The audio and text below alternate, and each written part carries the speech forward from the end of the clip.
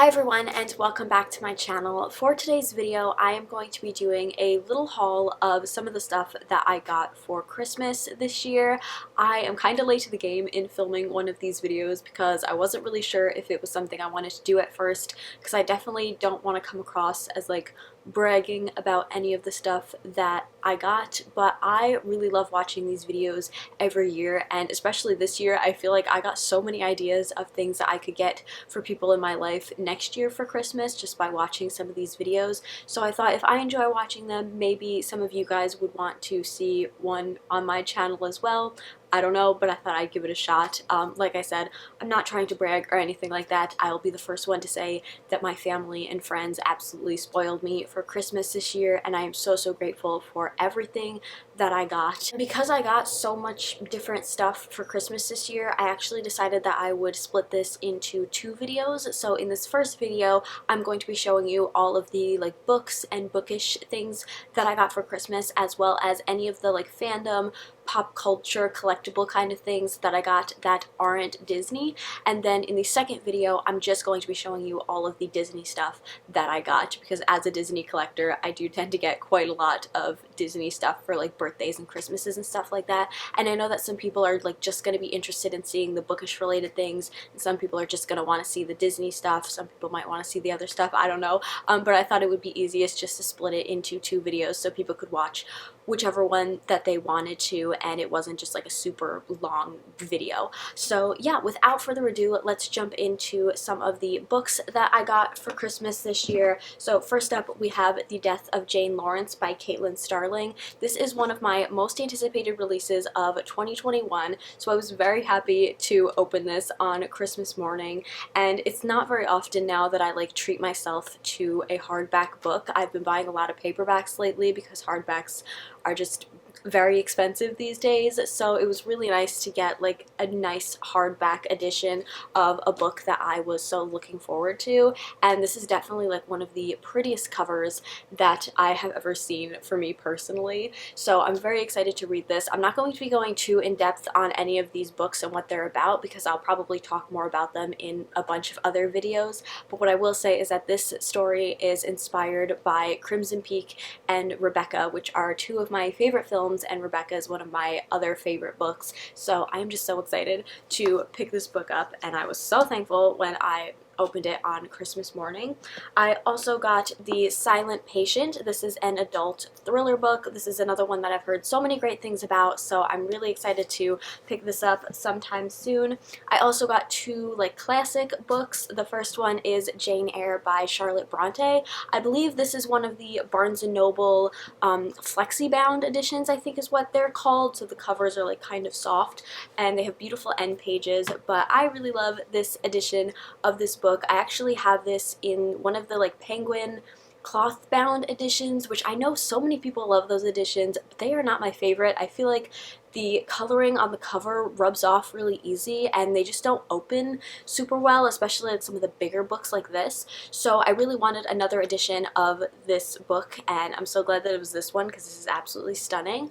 But I've really wanted to reread Jane Eyre lately because I had read it back in school and it was not one of my favorite books. I found it to be a little bit boring, but I feel like now that I'm older, I might be able to appreciate the story a little bit more, and as well, it actually inspired a lot of some of my favorite things like in entertainment nowadays. Like we've already talked about Crimson Peak, which was slightly inspired by Jane Eyre, and I don't think it was ever like directly credited, but I also think Jane Eyre could have also possibly been the inspiration for Rebecca, so I really wanted to give it a reread and see what I think about it now that I'm a little bit older. And then in my stocking, I actually got this copy of The Raven and Other Poems by Edgar Allan Poe, which isn't this just like the cutest little stocking stuffer kind of book? Like it fit perfectly in my stocking. So this is just chock full of Edgar Allan Poe poems. A lot of them are only like a page or two long, so there's actually a lot of material in this very tiny book.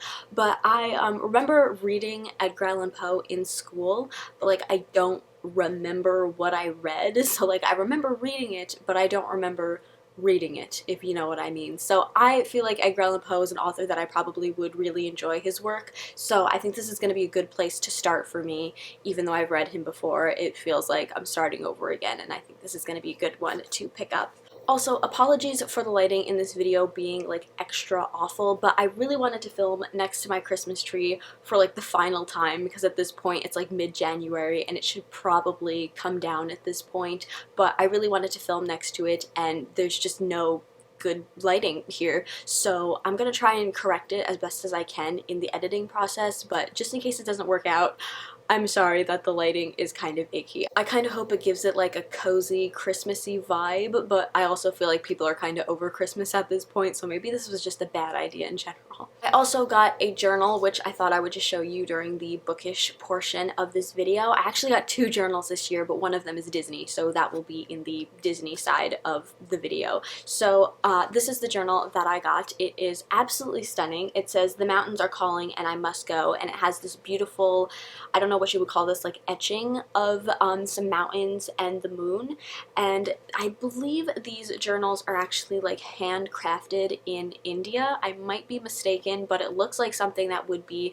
handcrafted. You can really see like all of the detailing and just how much work is put into making one of these journals, and even the pages on the inside you can just tell by like the texture of the paper. I don't know how to explain it to you, but I remember as a child I did an art class where we actually like made our own paper, and that is how this feels, is like homemade paper. I don't know how to explain it, but this is actually one of the first journals that I'll ever be using that doesn't have lined paper, so I'm really interested to see what kind of things I can do with having just blank paper for my journal and other kind of materials that I can use in it. And then the final bookish related thing that I have to show you actually comes in this little pouch, and I hope I can do okay at explaining this to you, but this is what it is.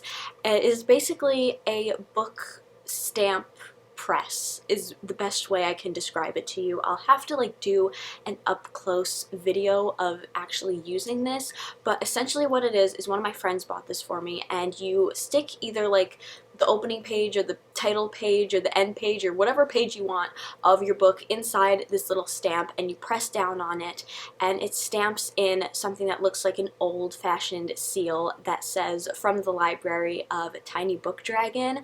So this has to be one of the most thoughtful gifts that anybody has ever bought me. So my friend bought this for me, and just like the idea behind it in general is so thoughtful, like as a book collector, but then the fact that it also says not just like "From the Library of my name," but "From Tiny Book Dragon," I think that's just like such a thoughtful thing. So yeah, I'm gonna have to do like an up close of what this actually looks like when you stamp it into a page, but it is really, really cool and such a thoughtful gift, and it's definitely an interesting thing to get somebody. If you know any book collectors in your life, if they got some birthdays coming up or Christmas next year, this is definitely a really thoughtful thing to get them. And I know like for some book collectors, they wouldn't want to put something like that that's permanent into their book collection, which I'm definitely not going to just go around and stamp every book that I own, but especially for things like if I ever gift a book to somebody, or if there's a book that I would lend out to somebody, like the best books in my collection I would not be lending out to anybody,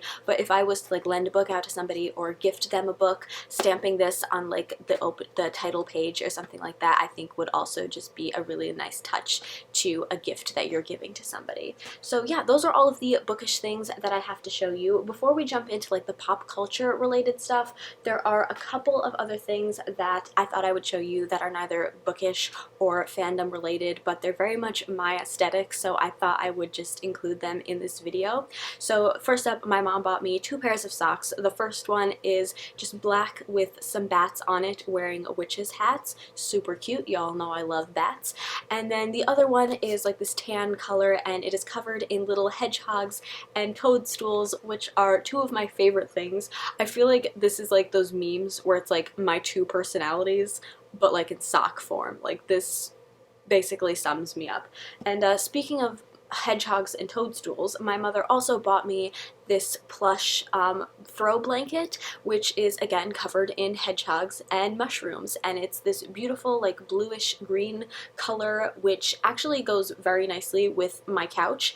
But I think I'm going to use it in my bedroom, which has like an enchanted forest woodland kind of theme to it, so this would go perfectly in there. So now moving on to the pop culture related things that I got. I actually received 2 Funko Pops for Christmas this year, but again, one of them is Disney, so that will be in the Disney haul video, but the other one that I got is Formal Paul Atreides from the Dune film. This is a Target exclusive pop, and it's got a lot of glaring happening, but hopefully you can see it okay. I'll probably also include this in the next Funko Pop haul that I do, which is hopefully going to become a regular thing on my channel. But yeah, I really like this one. I have the just original Paul Atreides pop, so now I have both of them, and it's definitely like one of Timothée Chalamet's most attractive moments for me personally in the Dune film, so I'm glad to have the pop. And speaking of Dune, I also got this Paul Atreides action figure, I guess you would call it. I feel like these things probably have like an official title, but I have never collected these before, but I do see them all the time whenever I go to those stores that like buy and trade collectible toys. I always see these there. I always see like the Star Wars ones and the Jurassic Park ones really catch my eye, but I can just never bring myself to actually buy one because I know what's going to start me down, similarly to the Funko Pops, like a collectible rabbit hole that I won't be able to get myself out of. But now I have one of Paul Atreides, and I do feel a little bit like a fraud with all of this Dune merchandise because I'm definitely not like the biggest Dune fan ever. Like, I really enjoyed the new film, but I haven't read the book yet. I never saw the original film, but I am a really massive fan of Timothée Chalamet, so that is probably why some of the people in my life bought me some Timothée Chalamet merchandise. But yeah, really happy with this. I'm trying to figure out what I'm gonna do with it, how I might like either hang it on a wall or just set it on a shelf, or what I'm gonna do. If you collect these things, let me know how you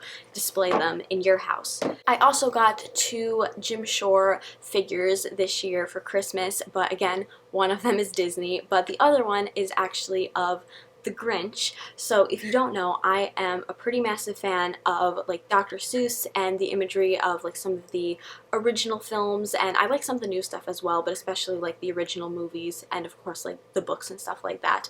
I just love Dr. Seuss, but one of my favorite characters of the Dr. Seuss universe is Max. I probably just because he's a dog, and as a child I was like a massive dog person, but I just love Max, and so my mom bought me this Jim Shore figure of the Grinch about to pat Max on the head, and I think it's really cute. And the theme for my kitchen this year was completely the Grinch, so as soon as I opened this on Christmas Day, I took it out of its box and it went right into my kitchen and it fit there perfectly. So yeah, I know some people are probably over Christmas things at this point, but I thought this was super cute and I wanted to show it to you. And then the last 3 things I have to show you are all sweaters or t-shirts. So the first one is not necessarily fandom related, but it comes from Box Lunch, so I thought I would show it to you anyway. And it is this McDonald's sweatshirt that just says "I'm loving it" several times down the t-shirt, or the sweatshirt, and then on the sleeve we also have the golden arches.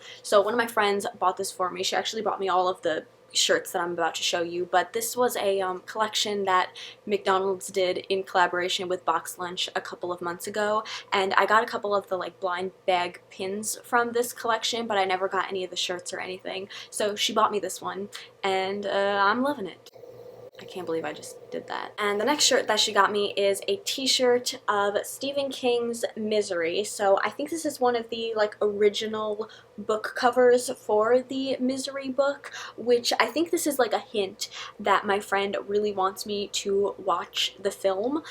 She has been like on my case to watch this film for a couple months now, and I still have not gotten around to watching it, and I also haven't read the book yet, but now I have merchandise for it, so I should probably get around to doing that. So I think this was like a little hint from her that I need to watch the movie, but I think it's like a super cool t-shirt. So I'm gonna read the book and then I'm gonna wear the shirt, because otherwise I would feel like a little bit of a poser with it on. And then the final sweatshirt I have to show you, and the final thing for this Christmas haul, was gifted to me by one of my friends and my mom as like a little group gift, and that is this Jurassic Park sweatshirt. Again, it's very big, so it's difficult to fit it all in the frame at the same time, but this is also from Box Lunch. I have had my eye on this sweatshirt for such a long time, and I had a feeling that somebody had bought it for me for Christmas, so I didn't buy it for myself, but I was very, very tempted to several times because it's just not very often that you see Jurassic Park merchandise, so whenever I do, I usually just end up buying it.